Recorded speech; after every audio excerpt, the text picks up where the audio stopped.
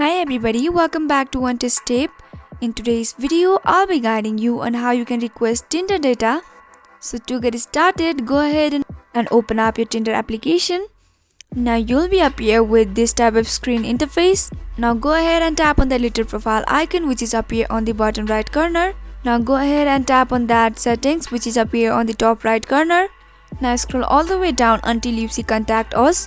And once you have found it, go ahead and tap on help and support. Now here you can see a guide to Tinder, go ahead and tap on it. Here you can see profile and account setting, go ahead and tap on it. Now in here you can see how do I request a copy of my personal data, go ahead and tap on it. Now in here you can see on how you can request a Tinder data. You can just go ahead and follow all this step, and this is how you can request Tinder data.